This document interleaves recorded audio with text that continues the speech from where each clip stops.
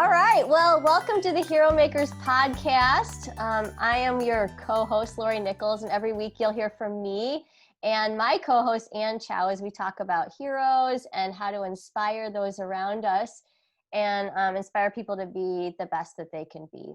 And we're going to talk to some really amazing people in the upcoming episodes, and hopefully you guys will walk away with some practical tips on how to be a hero maker to those around you.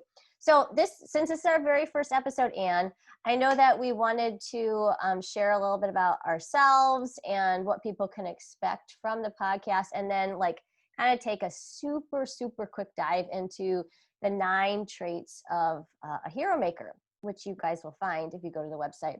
Let me just give you that up front. It's heromakersmovement.com. So Anne, hey, how's it going? Hi, Laurie. So good to see you. It's good to see you. It's good to talk to you.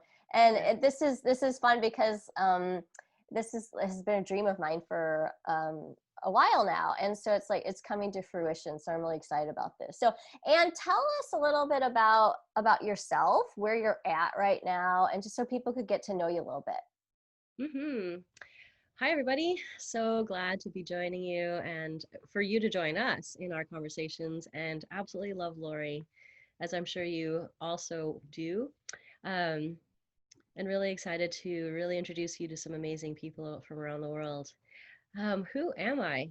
Well, I started my business about 10 years ago, and I'm an event planner and as well project managing and just really helping strategize and build strategies for organizations, companies, and people. But when I started, I went to a marketing class. How do I market myself? And my best friend came up with a great analogy that I have really loved. And he compared me to a Swiss Army knife. And I'm like, oh, so I'm sharp like a knife and nice. I'm cutting. And he goes, no. He's like, you have a tool for every occasion. You never leave home without you. And he's like, and you're cute and compact. And I'm like, oh, I like that. Okay. So that's kind of who I am. So just a lot of variety of interests. So then when you asked me to join you on this podcast, I think it'll be just such a great expression of various interests, but also really expanding my interest and my understanding of the world. So thanks. Mm-hmm. Yeah, and Anne is also, you guys, Anne is she has a big heart for people who are marginalized, and a big heart for the global context and people in different parts of the world. And she's traveled to, how many countries have you traveled to, Anne? Oh, I have lost count. I've actually never counted. She's never counted. It's so many. I've traveled to two outside of the US, and that's it. And hopefully that will change. But actually my daughter was telling me yesterday how she wants to go to see the koalas in Australia. So I guess we're gonna have to do that.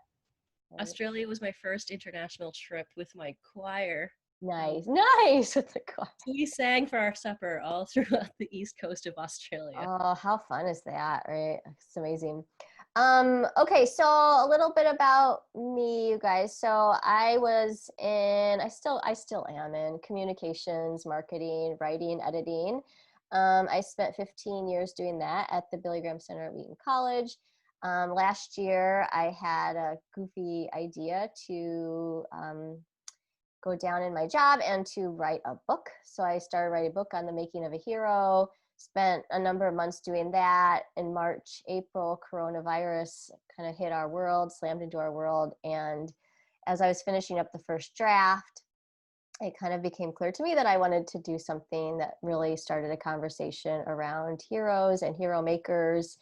And Anne was part of my little community group for the book. And so, and as far as what I like to do, I don't, guys, I like to run, I like to be in nature. I like to talk to friends and people and hear stories of amazing people.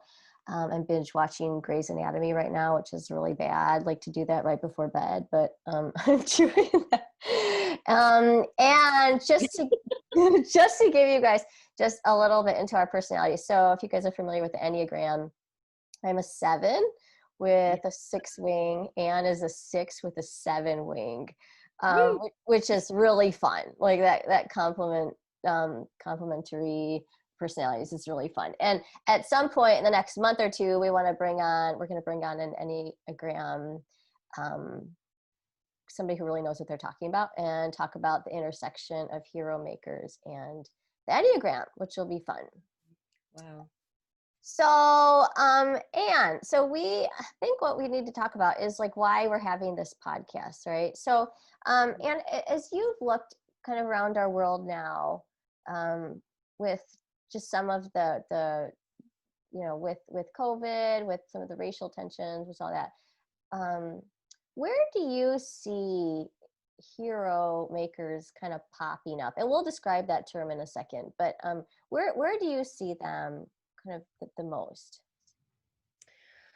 Great question. I really see them everywhere, and that's the thing. But they're so under the radar, and it combines with my passion, like you said, to really raise the voices of those who are marginalized and who are unknown. And I think that if we realize how many people are out there using all of their energies and creativity, influence, and power to make this world a better place, then we'll be so encouraged. And so I think because of COVID and we're all quarantined, or most of us are quarantined, Mm-hmm. and just have space. And I think that this podcast is like the perfect timing to really bring inspiration and encouragement in a time of where we're just faced with a global pandemic, and we really need stories of people of hope. Mm-hmm. Yeah, and what strikes me too, Anne, is that like I've been reading more about kind of the loneliness, right? We have kind of a loneliness epidemic that's kind of coinciding with this, but it was definitely like on the rise even before that with our younger generations. There's anxiety and depression, suicidal thoughts, domestic violence, sales of alcohol, and like we talked about, the like racial injustice. Like there's just a lot going on right now, and so I feel like we both kind of felt like this was a good time to get this kind of podcast going, where we're just going to talk to some fun people about this. But so a bit about hero makers and about like the whole concept of the hero. Some time ago, I was talking with a friend of mine, and he had said, "Well, why do we need heroes today?" And it was right when somebody that we both admired had kind of fallen from grace, like had a moral lapse. And I just kind of looked at him and I said, you know what, if we hold to our traditional definition of heroes, then we don't need heroes, I don't think, right now. Because usually what happens when we have heroes is either one, it's unattainable for any of us everyday people to get to that, to be that kind of person. Or two, our heroes just come crashing down. Like they're just, they fall off the pedestal, and then there they are, and they're laying in the mud. And so I like to think of the difference between heroes and role models. And so the difference is, like with a hero, kind of traditionally, we'll have somebody say, when they think of a hero, they'll say, I wish I was like that person. Whereas when they hear a role model, they'll say, I want to be that person. Right. So the difference is, one is attainable, one is not. And so what we're trying to do is we're trying to kind of change the way that we see heroes, broaden it a little bit, right? We kind of, when you think of the hero, traditionally we think of like the cape flying off. We think of somebody who's like has all these superpowers, and they're courageous and sacrificial, and they'll do all this stuff, but it's like not normal. It's out of the norm. So what we're trying to do is we're trying to like say, you know what, all of us have something to give to the world, and all of us can live in a way that we inspire other people to be better and to do better. So this podcast is really doing that. It's kind of shining the light on maybe things that we don't normally look at. And one of the things, Anne, that I that with the pandemic that's happened is, like, we've seen the term hero emerge more and more. right? And it's with healthcare workers, essential workers, now teachers. And it's just so great to see that term kind of have this, I feel like it's a resurgence. And I love that. And so what we're trying to do is say yes, yes, yes to all those, but expand it as well and say, okay, like the mom who's at home, who's balancing work and she's balancing taking care of her kids is Yeah. amazing. And she also falls in that category, right? And any thoughts on that? Oh, yeah. Well, I agree totally. I feel like because of the global pandemic, our understanding of what a hero looks like has expanded. Yeah. It's not a guy in leopard tights or whatever, or Yeah. just Yeah. running around in a cape, but it's actually everybody, including even the people at our grocery stores who are providing food for us, which is so necessary to our lives. And I was thinking about it too. Heroes rise up in response to a crisis. Mm, Heroes aren't important or necessary unless there is a crisis or mm, suffering. And because there is suffering, then people kind of rise up to meet those challenges. And so I think it's because there's so many issues that we see around the world yeah. that we need heroes, and that there are people who are stepping up, and we want to really honor them. Yeah. And who's one of those people that comes to your mind? Oh, thanks for asking. Yeah. Um, Years ago, I had a friend of mine, Anne, from Vancouver, a different Anne, but Yeah. yeah, we were in the same choir, and she was like ideal. She was perfect. Like she had it all down, perfect on paper, just gorgeous woman, super supportive family, highly educated, articulate, and just really graceful as a person. Mm-hmm. And she had breast cancer, Mm-hmm. and she comes from a background that doesn't believe in medical intervention, Mm-hmm. uh, but she decided to have surgery. And in the end, she couldn't talk to her own family about the fact that she was in pain and suffering and was dying. Mm-hmm. Um, and so she rose to the challenge of not only fighting the cancer for her own self, she became a spokesperson for the Cancer Society in Canada. Mm-hmm. She started traveling the country speaking up for those who are suffering from cancer, trying to provide encouragement for them. And she was a hero to me because she just suffered so well, which is one of the traits that we're going to be talking about on the Mm-hmm. podcast. Mm-hmm. Yeah. What about Mm-hmm. you, Laurie? I think the person who comes to mind when I think about a hero or a hero maker is one of my friends who was years ago. She was in a marriage, and she was married to a guy who was an alcoholic, Mm, and she, like, their marriage was not doing well, but she also felt like she was seeing, it's kind of interesting. And so one thing I've noticed is that, like, when we're going through something, we start to see other people who are going through a similar situation. It's like, it's kind of like having a certain kind of car, and then you get that car and then you're like, oh, the car is always, it's everywhere. yeah. Like that Right. type of car. And so it's similar, like when we're going through things, like we start to see, and I think that's what she did, is she started to talk to more and more women who were in marriages Mm, with somebody who was an alcoholic. And so she decided to start a support group for some of these women, even as she was going through this. So she was like in the heart of it. And that's not to say that like everybody should do that, but she did it. And so a group of women would meet every other week and encourage each other, and just kind of just support each other. And it was, I had asked her once, I'm like, how do you have the energy to do this? And mhm. she had just said, well, I can't imagine not doing it. Like, this is my story, and it's other people's stories, and I want them to intersect. Wow. And so so when I think of somebody who is a hero maker, like I think of her, Hmm. um because what she did was, she also, she did kind of have that difficult, crappy, hard situation, that but then she poured into other people as well.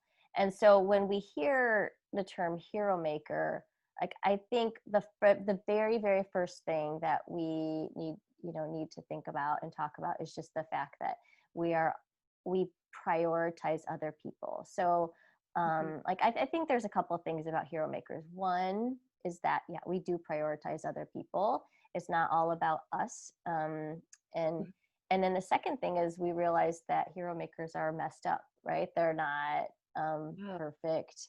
And I know that I have like this, I don't know if you, I don't know if I'd call him my hero, but I've always loved Mr. Rogers. Oh. And so he once said, little by little, we human beings are confronted with situations that give us more and more clues that we're not perfect. And I was like, oh, that's me, like that. and I think that's true. And so we just have to recognize that, you know what, like we're not perfect, but we have the ability to inspire other people. And so that's kind of what my friend did. Wow, I love that, because I think that a lot of us shy away, me included, from even considering myself to be a hero or have that potential. Yeah. Because I know that I'm not perfect. I am very aware of my own drawbacks or faults or brokenness in my own life. But I love what you're saying, Laurie. And then I was reading up on the traits that you wrote about, and it's also on the website of what a hero, the different traits that heroes have. You could have one, you could have all of them, maybe, but definitely focused on certain ones. And I feel like your friend with struggling with her alcoholic husband, I mean, what trait would you give her? What do you I might actually put her in the category of suffering well. Oh, wow. Just because she like it was like on the outside you could she didn't try to hide it, right? It was and she just had the ability to like say, this is really hard, but then people looking on would say, your story is making me better. So I mean, there's probably, I'd put her in a lot of the categories, but that it might be the one that I would pick if I had to pick one. So I think that's amazing when people who are suffering invite others into that process as well. And then it also makes it okay to be in pain, which is really incredible. I was thinking about when you're telling her story about the trait of grit. Because I think it's not, she's in a marriage, and that's a covenant for hopefully for life. That's our plan. It's so do you want to talk to us a little bit about grit? So grit is like, you guys might have heard the term. It's it's kind of coined, it was made popular by Angela Duckworth, and it's just like this ability to keep going despite the challenges. So it's really not giving up. That's what it is. And I had read this great quote by Florence Nightingale, or she's a social reformer, and she once said, I'm most certain convinced that the greatest heroes are those who do their duty in the daily grind of domestic affairs while the world whirls as a maddening dreidel, right? So there's like, I love the dreidel imagery there. But like what she's saying is like the world here is made out of like people who just keep going, right? Like even when things, like things get hard, you just keep going. It was kind of funny, Anne, because I took Angela Duckworth. There's like a little grit quiz you could take. Grit quiz, okay. And like how gritty are you? And I was like, I think I actually tested at like 20%. It was like really sad. I was like, oh no. But grit really, it's like, it's something that like you might not have it all of the time in every single situation, but it's in the important things, it's things that you're really committed to and you keep going. So, but I think you're right. Like my friend would fall into that category too, of just like persevering. Can we put the grit quiz in our podcast? We can. I could put a link to it for sure. Awesome. Okay, because we all need to assess. But honestly, I think that grit comes when we need to. It's not, we're not gonna be gritty because we want to. Nobody wants to. Yeah. Okay. Mhm. Um, Talk to us a little bit about courage. Yeah, so courage, right? When you think of a hero or a hero maker, like that's probably the first thing people think of is somebody who's courageous. It's like the ability to like press forward and fight when you don't think you can. Like it's that endurance thing. And what strikes me about courage is like it's for me when I think about it, it's the one trait that reminds us that all is not right with the world. And it emerges when, like you said before, bad things happen. And then when that happens, then courage comes, right? um, and so there's this phrase, it's nolite mary, and I heard it a couple years ago and I love it, and it's this it's just a phrase that means do not be afraid. And ever since I've heard it, it's been really, really powerful for me. It's kind of so you guys will find this on the website, but I think a like a good way to see courage is like there's on the website we put like a little like a kind of a story grid on there, and it has like courage is basically it's doesn't have to be something big and life changing, but it could be like the young boy on the school playground who's bullied, but then he refuses to believe all the taunts, and then it's his mom who speaks hope into his life. And then it's the young boy on the playground even when he's been bullied, he puts himself in front of another boy who's being bullied and stands up to that, right? Like the courage that kind of keeps going in a situation. So courage can be big, or it could be just really little. And I want all of us to remember that it comes in all scales, all sizes. Mm-hmm. And then I think as well, he's physically willing to sacrifice his Mhm. body. Mhm. Um, and that's also because, well, he probably doesn't even know it yet, but he has a high value of human life Mhm. in order to actually sacrifice. So, do you want to talk to us a little bit more about what you mean by sacrifice as a Yeah. trait? Yeah. So this is basically just offering whatever we have for the sake of other people. And I actually have a card on my nightstand who my dear friend Belinda Bauman, who you know, and who we will have on the podcast because I refuse to, have her say no to me. But she gave me a card once, and it says I can't keep the rain from falling, but I will hold your umbrella.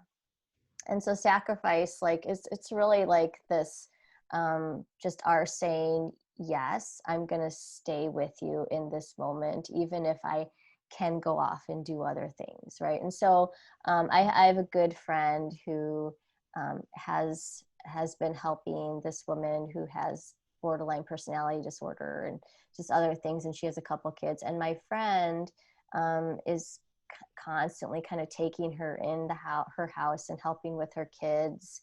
Um, and so she kind of has this open door policy of like, if you need help, I'm going to help you. And so she kind of demonstrates that sacrifice of, it's not super convenient to have somebody in and out of your house all the time and not knowing when you're going to hear from somebody or whatever. But she's so committed to her that she's saying, I'm going to be a safe person for you, and you could come in. So sacrifice is just, I mean, it's really kind of going beyond ourselves and entering into other people's lives. Mm-hmm. So, one of the things that I would imagine that she has maybe cultivated, meaning it's maybe not a natural thing, is empathy. Yeah, yeah, right. Because I think that you have to really feel that. You have to really try to understand their perspective and their point of view. Like, what does it mean to have mental health issues? How do you cope? And so, yeah, I Yeah, mean, yeah. what do you think about empathy? Yeah, it's kind of funny, Anne, because when I took the Strengths Finders, if you guys are familiar with that personality assessment, so you guys may hear us talk about personality assessments because I don't know, I believe in them. I don't think we should box anybody in, and it certainly is a 7. I don't like to be boxed in, but I think they're helpful. And so I took one years ago, and at the time, I actually had empathy in there in the strength. And so I kind of always thought it was something that's, certain people are more empathetic. And I think that's true, right? Like this ability to enter into people's lives, which is what empathy is. So it's not like sympathy where like, oh, I feel sorry for you. It's like empathy. I'm going to be with you. I'm going to enter into that. I'm going to feel with you. I'm going to be present with you. And I certainly have, you know, friends who are more empathetic than others, but it's something like all of us can have. And I was in last fall, I was in a half marathon, and I don't know if you remember this, but it was, and I was running and a mile and a half from the, from the finish line, I was like really tired. So I started to walk, and then this guy was like passing me, and then he'd walk a little and I'd pass him when I'd start running. And then finally this guy he just kind of, I was walking, he ran up and he was like, come on, we're just going to run. You're going to run the rest of the stop walking. And in the meantime, like all these other runners had been passing me, and they'd be like, oh, you can do it, kind of giving me the thumbs up and all this, which was great. Yeah. Super encouraging, great. But this guy actually like helped me finish. I mean, we spent the last mile, he was telling me all the stories of his runs and kind of keeping my mind off of it. And I feel like that was a good picture of like the difference between like sympathy, which is kind of falls into that like, hey, yeah, good job, encouragement, I've been there, done that. And then the empathy, which is let me run alongside you and finish with you. So. Oh, wow. Yeah, that's inspiring. And so did you do it? Did you run? Did you? Oh yeah, it was great. And then I ran another one 2 weeks later. I was so inspired. So. So proud of you. It really is a mental game. I am not a long distance. I'm a sprinter. A sprinter. There's two different ways. Yeah, I like to know when I'm going to stop. Yeah, that's right. That's right. Yeah. Curious about integrity. So yeah, what does it mean to have integrity? So I think integrity is it's the safe space in the world, right? It's like the person who they're the same person that they are by themselves as they are with other people. Okay. And it's the person who people could go, I always kind of think of it as trustworthy. It's kind of like that link between somebody who's trustworthy and somebody who has integrity. And it's the person who is like willing to like fight for what's wrong and what's right, and who can acknowledge like when they're doing something wrong, when they're doing something right. So and integrity is hard because I think it always requires us to like check in with ourselves and say, okay, like, am I being the person who I need to be right now? And some of us just, you know, I think me included, aren't very great at kind of that continual check-in of to making sure that we are who we need to be. Yeah, I think that's a really important aspect of having integrity, is having that self-awareness. Yeah. Mm-hmm. Of being like having that check-in and doing that self-assessment. I think that's really important. And then also another important thing to be aware of in yourself is impartiality. Yeah. Yeah. So I just think of a judge, you know, like with the weigh scales. What do you? That's a good one. I remember years ago, I heard Horst Schulze. Have you heard of Horst Schulze? Okay, so he heads up like the Ritz-Carlton chain, some of that. And I heard him say once, he kind of has this creed for all the people who work under him, which is, we're ladies and gentlemen serving ladies and gentlemen. Like it's this idea of like the playing field is level, right? And so impartiality is like, it's seeing other people not as others, but as equal. And so it's the ability to see diversity, but not strip people of uniqueness. I think too often we're like, oh, hey, everybody is the same. And we have this whole controversy right now, and we're going to have somebody on the podcast who's going to be talking to us about this, with the Black Lives Matter. And then you have some people who are like, well, all lives matter. And then it becomes kind of like this, you know, this argument and stuff. And so impartiality is like, it's us being able to see the flaws in our worldview and our homogeny, which is like, all of us have that. I mean, whether we like it or not, look around at our friend circle, look around at your social media, and chances are that it's filled with people like you, right? It's like, it's true. It's true. And so I love impartiality because it's so hard, and it's what our world needs right now. Like, honestly, if I'm going to pick any of these traits that our world needs right now, I think it's this one. Like, Mm. and it's so funny because I remember like years ago when I was, um, just really quick because I know we're going to go long on this podcast, but like really quick when, so I'm part of, and you know this, and you guys our listeners are going to learn more about this, but I'm part of a local anti-trafficking, human trafficking, group here in Chicago. And the, one of the first times that my friend and I were doing outreach at one of the spas. So we went into the different spas and just, you know, reminded the women there that somebody loves them and we're there for them if they need anything. And anyway, so we were pulling up to this one, spa, and this guy was coming out, and I was just like, I hate you. I'm like, you're just the worst. And, you know, like Yes. a customer there. Right. So, Right. and inside we had known, I mean, it was kind of well-known thing that there was trafficking going on inside the spa, but I was like, oh, you're the worst. And then my friend kind of checked me, and she's like, well, Laurie, you do know that this is a guy and he has his own issues. And so I started to think about that. I'm like, yeah, what's it like to be that guy? Like, what leads him Wow. to go into these spas? So it's like it forced me to say, hey, you know what, I'm judging you, and to more of a stance of like, I want to know more about your story because there's something going on here. So that's I think that's what impartiality does. Oh man, that's challenging. Right? Thanks, Laurie. Yeah, Oh, thanks. no, I've done the same. Yeah, yeah. Um, yeah, that's another story. But Uh, let's see. Another one trait, intentionality. yeah. Yeah. So, and this is, I think it's just, understanding who we are, who we best are. So, like, any of us could, love other people. Any of us can go and, do some tutoring, you know, with the student down the street. We can go help a neighbor with our, with some yard work and all of that. But at some point, I think it's really helpful for all of us to know, like, uniquely, who are we and what gifts do we have to offer people. So like, for instance, if somebody is trained in, I'll just use like, if they're a trained doctor, then yes, like they can certainly be helping as a math tutor if they want to, but is it better to get them into a place where they're mentoring, you know, people who are studying for, their medical exams or something like that? Or if somebody is a runner, you know, is it good for that person to be teaching tennis, or is it good for that person to be, a coach on a cross country team? So understanding ourselves, and that, I think part of this also, and like it's a little bit selfish because we're Mhm. forced to take time to really understand who we are, and until we do that, then I don't, you know, we can't really offer people what's uniquely ours, Mhm. to give.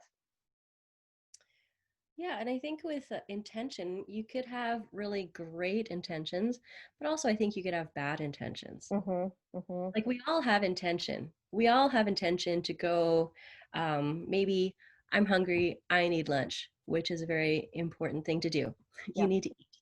yeah. And then you have choices. I could go for a salad, or I could go get that awesome hamburger with tons of bacon. You know what I mean? Mm-hmm, mm-hmm. Our intention can be Yeah, for health, or we could just make a decision in that split moment. And so I think it's really important for us to be just self-aware of our intentions, and then how do yeah, we spend our time, yeah. what do we eat, and how do we help other people. Yeah, yeah. And really quick, Richard Rohr, if you guys haven't read some of his books, he's a great writer. He's written on the Enneagram too, I think, or he's an expert in it, one of the two. And he once said of this of heroes, he said, the hero's journey is always an experience of an excess of life, a surplus of energy with plenty left over for other people. And I think that's really good for intentionality, because it's like our energy, are who we are, that's then poured out to other people as well. Right. I Yeah. think that some people are worried about, if I pour myself out, will there be then the end of me? Would that be the end of Mm-hmm. me? Without Mm-hmm. actually realizing that in doing that sacrificial thing or being empathetic, that you're actually replenished Yeah. and Yeah. more energized Yeah. Yeah. because you're doing what you are created to do. Like Mhm. we all have a purpose here on earth. We could have good intentions or bad intentions, but yeah, I think that's really helpful. Yeah, and I think ask anybody who has helped another person how they're feeling afterwards, and I think 99% of the time it's going to be a positive feeling, and it's going to be like, hey, I want to do that again. So like, even though it may feel draining, like the thought of it, like the act of it, the act of helping other people is always so rewarding that it makes up for it. Now that I think there is definitely a balance though, like you can't keep giving, which is why I'm binge watching Grey's Anatomy right now. Because at some point you have to turn off and you have to just like give yourself time to just be. So that's important. Like that balance is for sure important. Self-care. We need to just also Self-care. That's ourselves right. too, That's right. in order to have energy to give out and That's right. to be helpful. Yeah. All right, last but not least, the trait of humility, maybe the Yeah. most difficult. Yeah. Yeah. I Want this trait? which is why, and when you're like talking about heroes, you're like, I'm not a hero. And Right. that's like, seriously, like when that's what people will say is they'll be, I think people naturally will kind of flinch if you call them a hero or you call them a hero maker. They'll be like, no, no, no, like that's not Exactly. me. Right. And honestly, I think like that's good. Like that's a really good first response, because like nobody likes puffed up, arrogant people. Like let's be honest. Like we and what our world needs is more people who just think more highly of other people sometimes than they do of themselves, right? I had a boss years ago, and he was amazing, and he always sought to like find ways to elevate me and to kind of help me in my career. And one year it happened that like our roles were reversed and I became his boss. And Wow. it took me a while to be okay with that. I'm like, no, you're like, you'll always be my boss. And he's like, nope. He's like, and then whenever he would introduce me after that to other people, he'd be like, well, this is Laurie, she's my boss. And I think that's a good example of you know, being humble. I think sometimes people think of humility as, it's not low self-esteem. Like that's not what it is. It's understanding like we're all important, we're all vital, but it's also understanding like we're not more important than other people. Wow. Like, Completely true. Because in doing that, when he was lifting you up and elevating you, yeah, I'm sure that all the people, you included, the people he was talking to, elevated him in yeah, their minds. yeah, Like we all, like you probably all respected him even more. And so he didn't diminish because like because you increased. yeah, yeah, He was still very much his own person. yeah, yeah, yeah. So So that's wonderful. yeah, Wonderful. yeah. Laurie, that was really helpful. Yeah. Well, and we're now over time, as we knew we would be. But you guys, as you could tell, like we're just excited about this topic and excited to bring you guys some good stories about what we just talked about, the 9 traits that we just talked about, and to get some good stories of each trait. So what you guys will find is every month we'll be talking about a certain trait, and then we'll be giving you guys some stories of that trait put into action that will inspire you all. So let me just end, Anne, by letting people know that they can sign up for our email list. And if they do so, then we actually are doing a drawing for an Amazon gift card. We thought this would be a fun way to get you guys kind of off and running. And so if you guys head on over to our website at heromakersmovement.com and you sign up for our email list, then you will be entered into a drawing for an Amazon gift card. And make sure you include your email, because if you don't, we can't get a hold of you and you can't get your gift card. So that's the first thing. Second thing is, if you guys like this podcast, and in the coming weeks, if you decide you really like this podcast, give us 5-star reviews, because that'll help us to get the word out. And then like last, I just we want you guys to go out and change the world, and go out and mow your neighbor's grass, or send somebody a text telling them that they matter to you, write them a note, give somebody a virtual hug. Somebody had said they're doing kind of the elbow hugs or the word hugs or whatever it is. So find a way today to change your world, to inspire other people to be the best that they could be. Thanks, Anne. Thanks for the first episode. That was awesome, Laurie. That was awesome. And we'll see you guys next time. Bye-bye. Bye.